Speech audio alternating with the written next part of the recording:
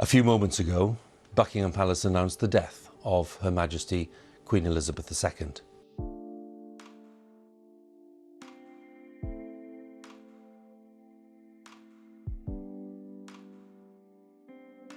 Yesterday was a day that we all knew would come sometime, but in our hearts of hearts, we hoped never would.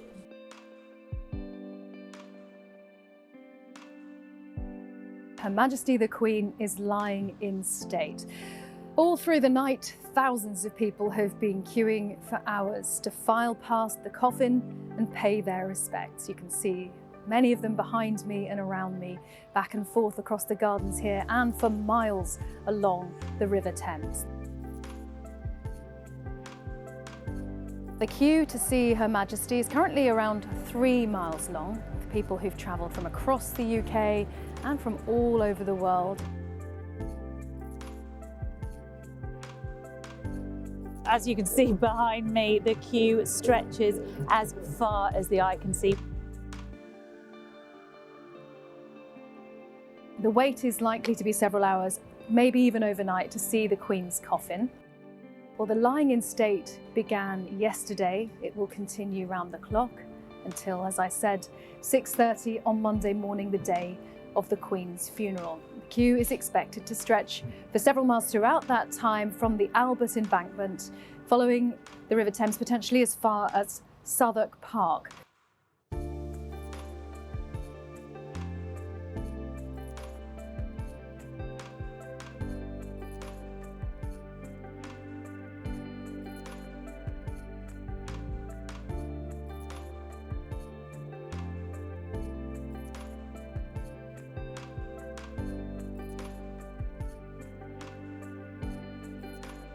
If my grandparents would have been here today, I know that they would have wanted to be here. So I'm here on their behalf and on behalf of my family, and obviously to celebrate with everybody else here. By day and by night, they will continue to come over the next few days, compelled by their own reasons, with their own stories, but with one thing in common: the desire to say thank you and to say goodbye. She had compassion, empathy, forgiveness and love. And I think that has given more to the world than anything. If only other leaders could be that way.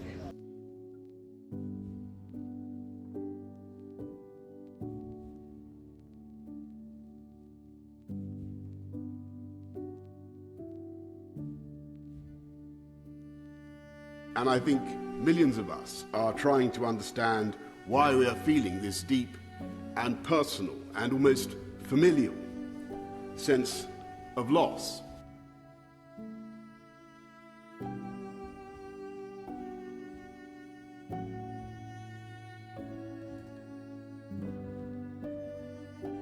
And as we meet today, we remember the pledge she made on her 21st birthday to dedicate her life to service. Never has a promise been so completely fulfilled.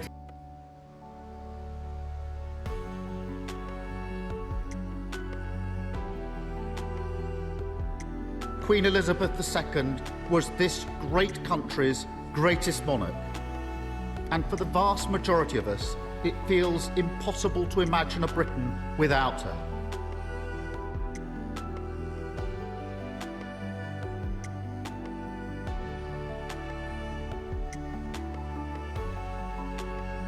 A woman of dignity and grace, of compassion and warmth, of mischief and joy, of wisdom and experience, and of a deep understanding of her people.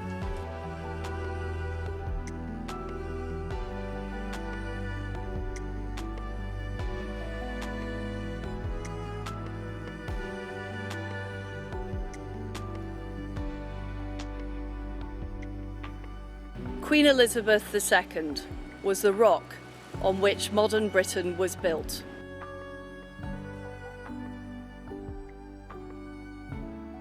I think our shock is keener today because we are coming to understand in her death the full magnitude of what she did for us all.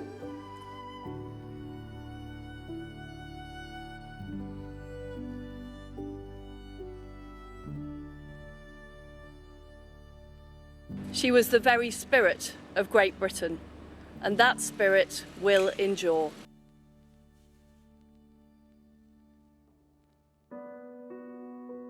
After 4 full days of lying in state, the coffin of Queen Elizabeth left Westminster Hall at 10:44 for the short journey to Westminster Abbey for a state funeral.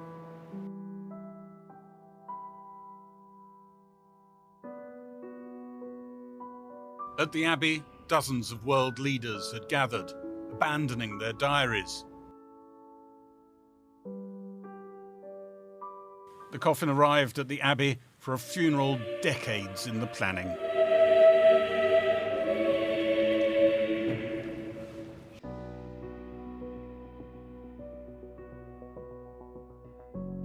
People of loving service are rare in any walk of life. Leaders of loving service are still rarer.